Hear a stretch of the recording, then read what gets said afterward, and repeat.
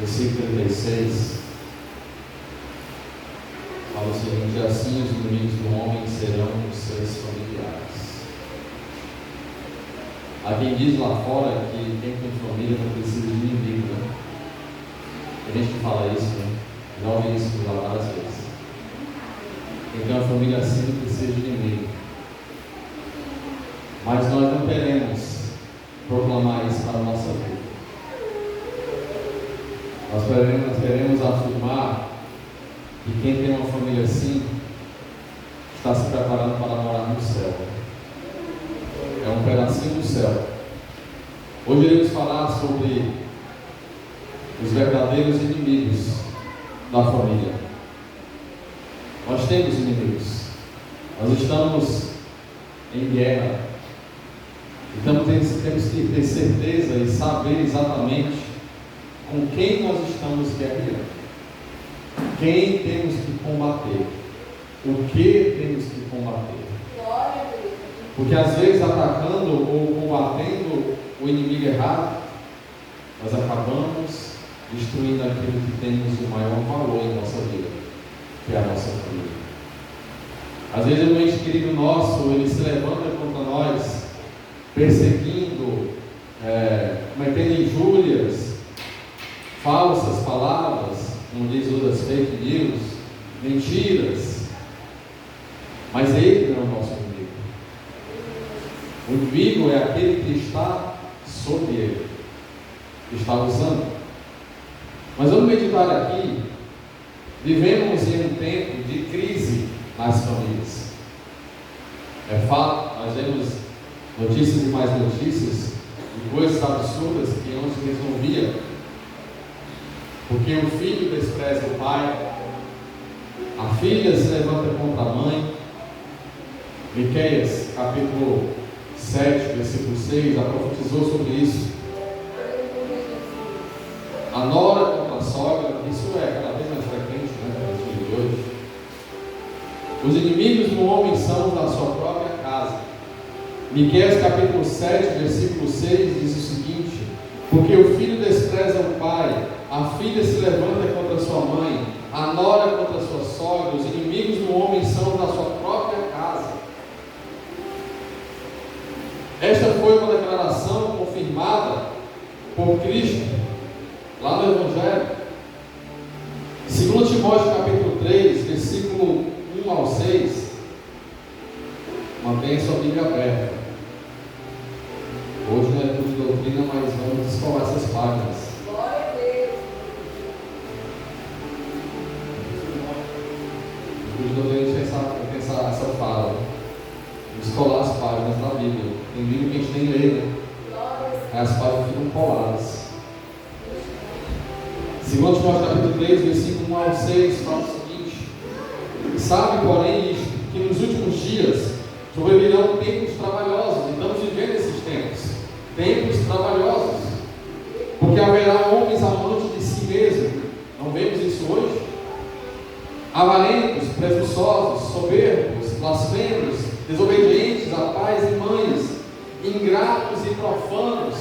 Quem não vê filhos que não obedecem a sua mãe de forma nenhuma, sem afeto natural, irreconciliáveis, caluniadores, incontinentes, cruéis, sem amor para com os bons, traidores, obstinados, orgulhosos, mais amigos dos deleites do que amigos de Deus, tendo aparência de piedade, mas negando a eficácia dela. Destes, afasta-te. Se afaste desses que se comportam dessa forma. Eles não têm nada a acrescentar para a nossa vida. Por isso precisamos refletir o que tem feito as pessoas se voltarem umas contra as outras, pensando que são inimigos, ao invés de se unirem. O nosso verdadeiro inimigo é o que? Efésios capítulo 6, versículo 12. Uma passagem bem conhecida. A nossa luta não é contra a carne, nem contra sangue, mas o que?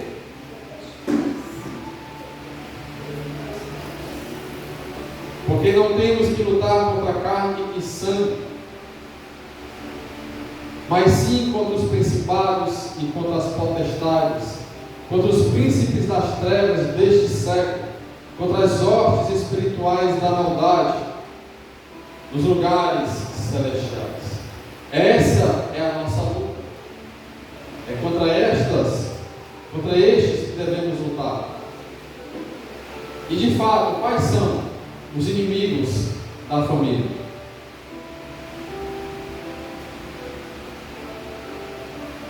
Eu vou trazer apenas 3, mas sabemos que temos muitos outros. E o primeiro, uma visão assim bem prática, né? É o materialismo. Mateus 6:21 fala: porque onde está o teu tesouro, ali estará também o teu coração. Se afirmamos que a nossa família é o nosso maior bem, portanto, os nossos comportamentos, a nossa atitude devem condizer com isso. E a prosperidade, hoje ela tem enganado muitas pessoas. Há tempos atrás, as pessoas quando buscavam casar, elas muitas vezes juntavam somente os trapos de roupa, né? E vamos se juntar e casar, e aí a gente constrói as coisas juntos. A gente compra um terreninho e vai juntando e vai construindo nossa casa. Hoje não. As pessoas querem ter tudo primeiro. Eu quero ter tudo primeiro. Quero me formar, quero ter minha casa, meu carro, minha carreira já bem estabelecida. Depois eu procuro casar. E aí não vai ser mais pai, né?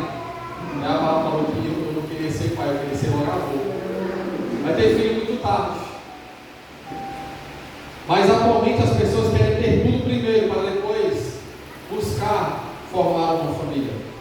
Além disso, ter uma casa bonita, ou muitos bens, não é sinônimo de lar. Não é sinônimo de uma família unida. Se fosse assim, muitos lares que vemos por aí, que aparentemente parecem palácios, parecem coisas muito maravilhosas, mas não tem união dentro da casa. A pessoa não dorme, não coloca sua cabeça sobre o travesseiro com paz e espírito. O dinheiro, o materialismo, ele pode trazer uma mansão, mas não te dar o lar. O dinheiro, o materialismo pode te dar uma casa cheia de móveis projetados, mas não te traz o conforto e a paz de espírito. O materialismo e o dinheiro pode trazer muita coisa, mas ele te traz a união da família dentro do lar. O dinheiro, o materialismo, ele te traz uma boa casa, mas não te dá o lar. O lar, no sentido de lar, é aquele aconchego. E saber que você foi para o trabalho e tem um lugar que você vai voltar. E naquele lugar você tem sossego, paz e aconchego. Acho que eu lembro que o pastor dela uma vez explicou aqui. Lar vem de lareira. O que as pessoas fazem quando estão no frio e acendem o fogo da lareira? Eles se juntam naquele aconchego, aquele calor. Esse é o calor que buscamos em nosso lar. O calor do aconchego. Os pais não devem pensar que dar tudo para os filhos é sinal de boa educação. Mateus 7, versículo 9, diz o seguinte: e qual dentre vós é o homem que pedindo-lhe pão o seu filho, lhe dará uma pedra? Ora, nossos filhos pedem muitas coisas para nós. E ainda mais quando eles sabem como é que seremos dinheiro. Na verdade, eles pedem. Se você levar para o mercantil, pode esperar a ladainha. O papel dos pais vai muito mais além do que apenas dar o conforto para o filho, dar tudo o que ele quer. É fazer com que ele entenda que existem limites.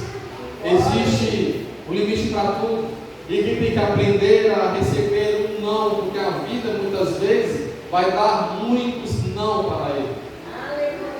O filho que não entende que tem um não naquele momento, ele vai ser muito birrento e não vai receber esse não na vida e vai querer de qualquer forma ter tudo o que ele quer, mas nem tudo podemos ter em nossa vida. A companhia e o ensinamento dos valores, isso é o maior papel de nós como pais para com nossos filhos. É o ensinamento de valores, valores que vão carregar ele pelo resto da vida. Por isso que o Provérbios fala: ensina o teu caminho no caminho que ele deve andar. Isso são valores que vai acompanhar ele pelo resto da vida. E que mesmo que ninguém esteja com ele, ele vai agir conforme os seus valores. Muitos pais gastam seu tempo longe de casa, trabalhando às vezes com 2 empregos, porque quer dar o melhor para o filho, mas o filho muitas vezes não quer aquele bem material, ele quer a presença do pai ou da mãe.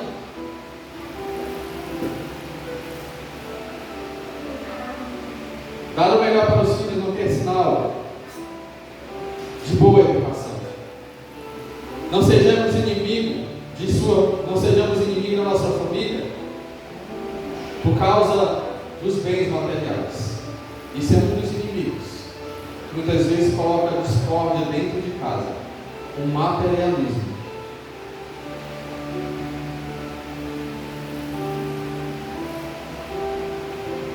O segundo é o ativismo.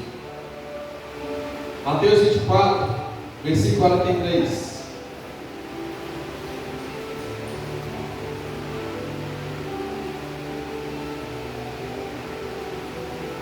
Mas considerar isto: se o pai de família soubesse a que vigília da noite havia de vir o ladrão, vigiaria e não deixaria que fosse arrombada a sua casa. Lógico, quem o pai deixaria que alguém entrasse em sua casa? O tempo corrido, isso é um dos maiores inimigos que temos hoje. O tempo. Nós corremos para um lado, corremos para o outro, corremos para todos os lados, corremos para tudo na vida. É a correria. Isso tem consumido a vida de muitas famílias. As pessoas não têm tempo nem para conversar, ou quando se unem para conversar, estão ocupadas demais com outras coisas. E isso que está em nossas mãos fica ocupando o nosso tempo. Você vai em um restaurante, observe as famílias almoçando ou jantando ou lanchando. Observe se elas estão conversando. Eu não vejo. Há tempos que eu não vejo mais isso. Você vai em restaurante, as famílias estão todas ocupadas. O pai não conversa mais com o filho não conversa mais com a mãe, o marido não conversa mais com a esposa, e estão ali, às vezes trocando mensagens, um de frente para o outro, compartilhando coisas um para o outro, mas estão de frente para o outro, mas não conversam. Não tem mais aquele olho no olho, não tem tempo mais para nada. Estão sempre fazendo outras coisas. A distância entre os lugares tem sido cada vez superada pela comunicação e pela tecnologia. Isso é fato. A distância entre as pessoas está cada vez mais estreita, mas as pessoas estão cada vez mais distantes umas das outras, mesmo que morem na mesma casa. E tem casas que são tão grandes, que as pessoas dentro de casa não se encontram. Um está num lugar e o outro está em outro lugar da casa e não se encontram o dia todo. E isso é fato. As pessoas não se encontram mais, mesmo dentro de casa. A comunicação está tão avançada, mas as pessoas não se comunicam mais. As pessoas trocam mensagens, mas não se comunicam. Não há mais aquela troca, aquele olho no olho, aquele sentir o cheiro, até mesmo aquele cheiro não agradável assim que acorda, né, do cabelo assanhado, com remédio nos olhos. Mas mesmo com amor você suporta aquilo tudo e diz assim: eu te amo mesmo que você seja assim. Isso não existe mais hoje. Não, você manda apenas um rios, fala de alguma coisa, você manda uma mensagem WhatsApp já pré-formatada e manda para a pessoa e pronto, isso é o suficiente. Mas não é. Onde está o afago, onde está o calor da família, lareira é afago, é calor humano. É estar ali sentindo as dores, sentindo a alegria junto. É chorando por que choram, se alegrando por que se alegram. E isso é família. Até lá em casa, por exemplo, nós sempre perguntamos para o Pedrinho, né, como é que foi no colégio? Ele fala assim: Foi bom. Esse é o resumo para ele. Foi bom. Não pergunte detalhes que ele não conta. Aí eu não canso de perguntar todos os dias como é que foi do colégio. Eu não canso de perguntar e fico insistindo. E como é que foi isso? Como é que foi aquilo? Como é que foi? E vou perguntando. Porque um dia ele vai querer que alguém pergunte sobre a vida dele. E se eu não estiver lá, ele vai lembrar que eu sempre perguntava.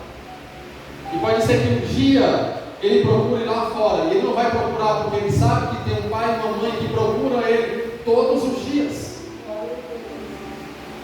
Uma vez eu vi um vídeo que a Bárbara me mostrou que até os 7 anos o filho ou a filha sempre cola ali na mãe, e o papel da mãe é educar o filho ou a filha. Educar, dar o sustento, educar em vários valores. Mas dos 7 aos 12 anos é o pai que tem que fazer o papel de ensinar outras coisas que a mãe não ensinou ainda. Mas depois dos 12 anos, o menino ou a menina engrossa o cangote e ele vai querer agora escutar os amigos. E se você não fez a sua parte até os 7 anos, e se o pai não fez a sua parte até os 12 anos, quando ele chega nessa idade e ele procurar os amigos, se ele tiver valores pré-estabelecidos e bem formatados dentro de casa, ele vai se desviar dos valores da família. O que os amigos vão ensinar lá fora? Se o seu filho ou a filha não estiver bem estabelecido nos seus valores familiares. Então nós temos um papel tremendo. E isso toma tempo. Não creia, não espere que isso vai ser o resultado do dia para a noite, ou da noite para o dia. Há uma passagem que nós temos em Eclesiastes, que os pais que têm filhos é como se tivesse a semente plantada à beira do rio. E a semente, elas rapidamente viram a árvore? Não. Ela demora para germinar, ela demora para crescer, e ela demora para dar frutos. Os frutos que a Kaline vai dar para o irmão, serve a irmã Veridiana, vai demorar para vir. Os frutos que a Rina vai dar para a Vanessa vai demorar para vir, mas vai vir. Um dia vai vir. Demora tempo. Da mesma forma a Isabela, o Pedro, e assim por diante. Demora. Então temos que ter paciência e perseverar todos os dias. E gastar nosso tempo, não gastar, investir nosso tempo com aqueles que nós dizemos que tanto amamos. Eu, quando eu vou para o trabalho, eu desço na estação e vou para a parada do ônibus e fico em frente, quase em frente do sinal, e eu vejo um movimento tremendo de carro e eu vejo esse cara absurdo. Não conheço pessoas que passam naqueles carros, mas certamente elas falam que amam os seus filhos, mas quando colocam o seu filho no carro, a criança fica aqui em pé, entre um banco e outro, o carro em movimento. Se acontecer um imprevisto, aquele carro bater na frente, na traseira de um carro, aquela pessoa motorista está com 5. Mas o que acontece com aquela criança? Vai para onde? Vai atravessar o para-brisa. Não pode ser que ela morra. Mas a pessoa diz que ama aquele filho que ela está do seu lado. Aí está aqui do meu lado conversando comigo. Mas ele está totalmente inseguro. Não podemos colocar os nossos filhos de forma nenhuma em risco. Temos que protegê-los. E não só fisicamente, mas também espiritualmente e psicologicamente. E colocar para eles valores que não podem jamais ser quebrados, mesmo quando ele chega à idade, vai vir muitas coisas para ele. O tempo é invisível, mas ele é real. Ele não volta, você é uma conta que ele vai sempre acabando, vai sempre diminuindo. O tempo ele vai se desgastando. O tempo que você perdeu até agora, você não consegue recuperar. Efésios capítulo 5, versículo 16.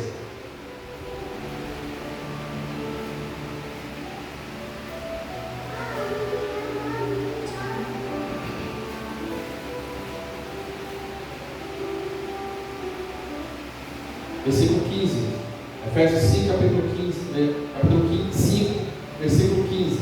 Portanto, vede prudentemente como andais, não como nécios, mas como sábios, remindo o tempo, porquanto os dias são maus. Os dias são maus. Então você tem que tratar e usar o seu tempo para o bem maior que a sua família. Olharemos para trás e veremos as oportunidades perdidas. Como eu perdi aqueles tempos bons que o meu filho estava crescendo. Eu, graças a Deus, tive a oportunidade de acompanhar, mesmo trabalhando, mas eu estava em casa no período de manhã e via ele andando, via o seu primeiro passo, via as suas primeiras falas. E isso é algo que você não recupera quando você perde. Vai chegar um tempo que você vai olhar para trás, eu queria voltar naquele tempo e fazer tudo diferente. Imagina a frustração que você vai sentir em pensar e ter a certeza que não vai poder voltar atrás e refazer o que você não fez no passado. Portanto, o futuro é construído hoje. É hoje que o tempo está para você fazer, é hoje. Não espere para depois que você pode fazer hoje. Parece clichê, mas não podemos esperar para amanhã. Pode ser que amanhã a gente não consiga mais. Precisamos de um posicionamento, de dar tempo para cada coisa e não nos deixar ser consumido pelo tempo que envelhece muitos relacionamentos. Relacionamentos são envelhecidos porque não tratamos, não cuidamos, não disponibilizamos tempo para investir tempo para esses relacionamentos, seja ele familiar, seja ele profissional, seja ele com os amigos, socialmente falando. Devemos colocar em primeiro lugar os nossos relacionamentos. E se for necessário parar tudo, que você pare tudo. O que Deus quer de nós? Ele quer o nosso carro, a nossa casa, as nossas vestes. Não é isso que Ele quer de nós. Quando Ele nos chama, na doutrina eu falei sobre isso, que nós temos uma escolha. Quando Ele nos chama não só para cumprir uma grande obra, mas quando Ele nos chama, Ele quer que venhamos ter uma experiência com Ele. Ele nos chama para ter um relacionamento com Ele. O que Ele mais quer de nós é um relacionamento. E como vamos ter um relacionamento com Deus, se com aquele que tanto olhamos, podemos estar perto, fisicamente falando, não conseguimos ter um relacionamento? Como é que vamos ter um relacionamento com Deus que não vemos? Se for necessário que pare tudo que esteja fazendo e reflita o que você tem feito na sua vida. Pare tudo e comece a prestar atenção a quem de fato você tem tomado atitude em prova de amor para aquelas pessoas que você afirma com a sua boca que ama. As atitudes que eu tenho feito, será que condiz com aquilo que eu tenho falado? Então aproveite as oportunidades. Colossenses capítulo 4, versículo 5.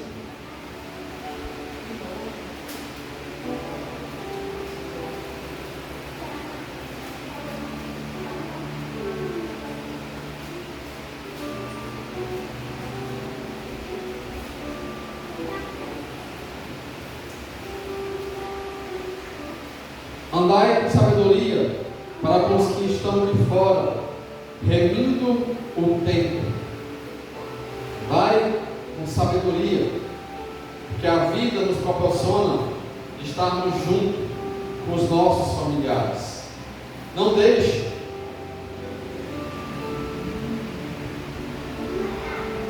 que o tempo te faça inimigo da sua família. Eu lembro de um filme, eu não lembro o nome dele, mas as pessoas tinham como se fosse um tempo no braço, e esse tempo era um tempo regressivo, como se fosse uma conta, ele ia diminuindo, e você poderia ir a tal lugar e comprar mais, mas para alguns esse comprar mais não tinha mais essa possibilidade. Então ele sabia que o tempo estava acabando, e que quando o tempo acabava ali naquele registro, a pessoa morria. É claro que nós não sabemos quanto tempo nós temos ainda, mas sabemos que o tempo está passando. E vai chegar um tempo que esse relógio vai zerar. E o que nós temos feito em nossa vida, não podemos mais mudar. Terceiro, é o egoísmo. Marcos capítulo 3, versículo 25. Se uma casa estiver dividida contra si mesma, tal casa não poderá subsistir. Como pode uma casa viver sempre em divisão? Como pode uma casa, um lar, uma família, sempre estar em conflito? Sabemos que há desavenças, sabemos que há pensamentos contraditórios um com o outro, mas isso não deve ser para sempre. É para isso que existem os diálogos e as conversas, para que resolver as adversidades. O ser humano, naturalmente, ele é egoísta. Naturalmente, né?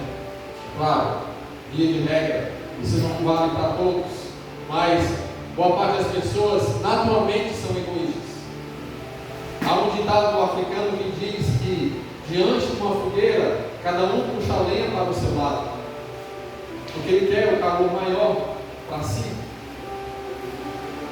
Mas nós que somos servos do Senhor não temos como caráter o egoísmo. O Evangelho diz que nós temos que ter a renúncia. Então não devemos reger a nossa vida com egoísmo. Mas no último século, o capitalismo, ele traz cada vez mais essa ideia de que você tem que investir em si mesmo, que você tem que buscar as coisas para si mesmo, que você tem que acrescentar cada vez mais para si mesmo. Aquela ideia de, eu preciso ter primeiro uma mansão, uma casa boa, um carro bom, um bom emprego, para depois eu pensar em ter uma família. Contudo, precisamos cuidar para que isto não aconteça dentro de nossas casas, de nosso lar e nossa família. Não tenha cada um em vista o que é propriamente seu. Muitas vezes, cada vez mais, na família, assim como no Evangelho, é sinal de renúncia. Por exemplo, um casal que está em conflito, se nenhum dos dois ceder, aquele conflito ele vai acabar em quê? Em separação. Se alguém tem que ceder, alguém tem que dar o braço a torcer, tem que dar a cara a tapa. Muitas vezes, sempre é a mesma pessoa, né? Pode ser que eu esteja falando com alguém que se sente assim, mas sempre sou eu.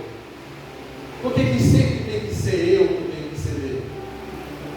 É porque você que tem a consciência de que se isso você não fizer, aquele relacionamento vai se acabar. Que aquele relacionamento ele vai ser fadado ao fracasso. E aí você cede porque você não quer dar o braço a torcer, porque você sabe que o seu inimigo não é aquele que seu parceiro. É aquele que está usando ele. E aí você coloca o seu joelho no chão e vai orar para que aquele que está usando ele caia e seja derrotado. E você cede, porque o Evangelho é ceder, é você dar e não receber. Se não fosse assim, Cristo não teria morrido na cruz do Calvário. Ele não teria se entregado por completo por mim e por você. Ele cedeu. Deus cedeu, João 3,16, em outras palavras, Deus cedeu o seu Filho, para que todo aquele que nele crê não pereça, mas tenha a vida eterna. Então você que tem a consciência, você que tem o Evangelho no seu coração, você vai ceder, para que aquele relacionamento ele não seja fadado ao fracasso. Mesmo que muitas vezes você leve tapas na cara, no sentido figurado, mas você vai ceder. E naquele grande dia, Deus vai te dar um grande galardão. Você vai colher os frutos daquele relacionamento que Deus vai te colocar num lugar de honra. Filipenses capítulo 2, versículo 4.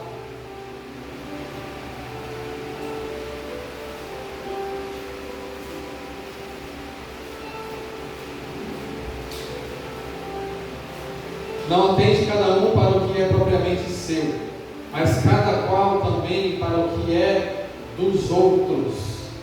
Ou seja, não seja egoísta. Quando vivemos em família, necessitamos saber que não estamos sozinhos. Você não está sozinho. Toda atitude, toda escolha que você decide vai influenciar em toda a sua casa. Você não vive sozinho. Você não está sozinho. Essa semana, eu e a Bárbara tivemos que tomar uma decisão e nós perguntamos até para o Pedro, porque vai interferir dele, decidindo juntos, porque isso é família. Você não está vivendo sozinho lá, não. Por exemplo, no próximo ano eu quero voltar a estudar. Se entrei de acordo com a vaga, porque em alguns momentos eu vou estar longe de casa à noite. Então, eu não posso tomar essa decisão sozinho. Eu não posso pensar que a minha vida é minha. A vida é nossa. Não é somente mais eu, mas agora é nós. Somos nós. Uma família unida consegue vencer qualquer luta.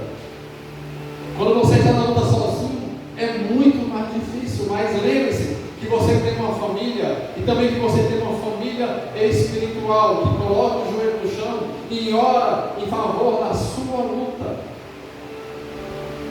Contudo, se cada um buscar os seus próprios interesses, vai sofrer muito mais, vai ser muito mais difícil. Os desencontros acontecem porque as pessoas não percebem que estão buscando propósitos tão diferentes e que impossibilitam a união da família.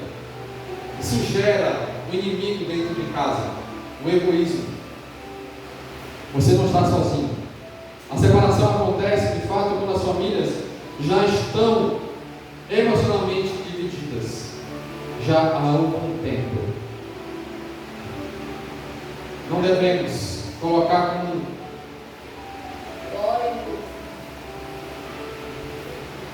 comportamento nosso o egoísmo. Para que a família ela viva bem, cada um deve saber o seu papel dentro daquela família. Todos os membros, cada um precisa fazer a sua parte. Assim como Cristo fundou a sua igreja, onde Ele é a pedra fundamental, onde Ele é a cabeça e nós somos os membros, cada um que está aqui tem o seu papel importante dentro da família que é a igreja. Assim, da mesma forma, cada um tem o seu papel muito importante dentro da sua casa. A Rihanna tem o seu papel dentro de casa, a irmã Vanessa tem o seu papel dentro de casa, a irmã Vilane tem papel dentro de sua casa, inclusive a família grande, né, irmã Vilane? Ela é exemplo para todos os outros. Então ela sabe que deve permanecer como coluna firme ali na sua casa, porque muitos olham para ela como um exemplo. Então uma cobrança muito forte sobre esses homens, né, irmã Vilane? Mas ela ora, e o Senhor tem sustentado essa coluna, mesmo que às vezes apareçam algumas rachaduras, mas Deus vai lá e conserta e fortalece ainda mais essa coluna. Cada um tem o seu papel dentro de casa, seja como adjuntora, seja como um provedor. Às vezes esses papéis se invertem, né? Tem mulheres que são provedoras e adjuntoras para si mesmas, né? É a mulher e o homem dentro de casa. Mas as circunstâncias proveu que fosse assim, pois que seja assim e que Deus fortaleça para que você continue sendo firme e forte nesta caminhada. Pelejai pelos vossos irmãos, vossos filhos, vossas filhas, vossa mulher e vossa casa. Neemias capítulo 4, versículo 14 fala sobre isso. Temos que pelejar por aqueles que nós tanto amamos. Neemias voltou para reconstruir os muros da cidade. Quando um defende o outro e sabe que não está sozinho, tudo se torna mais fácil. Mas quando as pessoas são egoístas, então se tornam inimigas. Permite-me me obedecer, dar um exemplo. Quando a irmã fez a cirurgia, se ela estivesse morando, por exemplo, em Fortaleza, longe da sua família, como é que seria? Não seria muito mais difícil? Só você, Rihanna? Como é que ia ser? Mas não, ela tem uma família aqui, que deu força, que a apoiou, e que deu suporte para ela, e ela conseguiu passar por essa luta, sem estar ilesa. Isso é família. É estar na hora que precisa, tanto na alegria como na tristeza, na luta, né? quando precisa. Não é só estar quando está tudo bem, não é só nos aniversários, né? Nas festas de final do ano, mas também nas lutas durante o ano, é estar junto. Portanto, não deixe que o egoísmo se torne inimigo, ou te faça ser inimigo da sua família. Eu falei primeiro que é materialismo, depois o ativismo, que é o tempo louco correndo de um lado para o outro, e agora o egoísmo. E para concluir, Jesus Cristo, Ele traz reconciliação à nossa família. Ele é o único que pode reconstruir aquele que foi perdido. Sabemos que a vontade de Deus é que a família viva em paz. Jeremias 29:11 fala sobre isso. Mas infelizmente isso tem acontecido, isso não tem acontecido em muitas casas, porque não conhecem os planos de Deus. Deixam esses inimigos entrarem e adentrarem dentro dos seus lares e destruírem a família. Preste bem atenção se estes valores distorcidos do mundo como estão entrando em casa. Observem, quando entrar no seu quarto, reflita sobre o que tem entrado dentro da sua casa.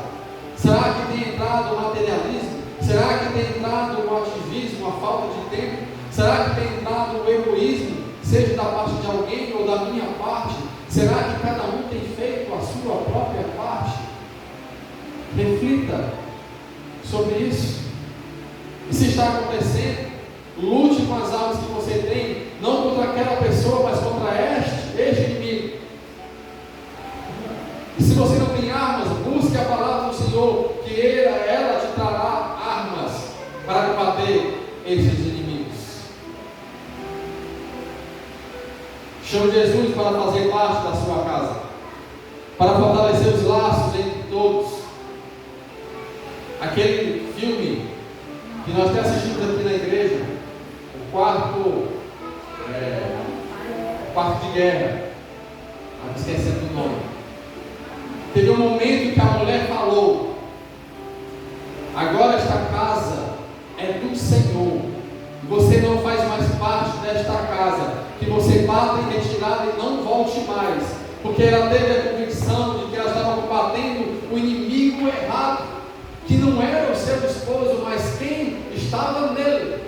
E ela estava dando a ordem em nome de Jesus, que você saia de minha casa, porque esta casa agora é do Senhor. E temos que fazer isso em nossa casa, bater em retirada do inimigo, para que ele não entre mais e que o Senhor tome conta daquela casa.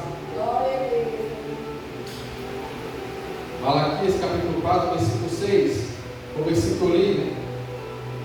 Porque o filho despreza o pai, a filha se levanta contra a sua mãe, a nora contra a sogra. Os inimigos do homem são da sua própria casa. Com Jesus, o nosso melhor amigo, toda a inimizade que é obra da carne sai de nossas casas. Gálatas capítulo 5.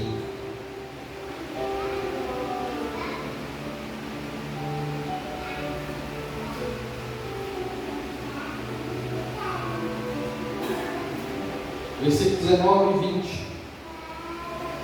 Porque as obras da carne são manifestas, as quais são prostituição, impureza, lascívia, idolatria, feitiçarias, inimizades, porfias, emulações, iras, pelejas, dissensões, heresias, invejas, homicídios, bebedices, glutonarias e coisas semelhantes a estas, acerca das quais vos declaro, como já antes vos disse, que os que cometem tais coisas não herdarão o reino de Deus, mas o fruto do Espírito é amor, gozo, paz, longanimidade, benignidade, bondade, fé, mansidão, temperança.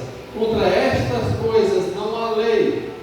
E os que são de Cristo crucificaram a carne com as suas paixões e concupiscências, ou seja, os inimigos. Então coloque Jesus em sua casa.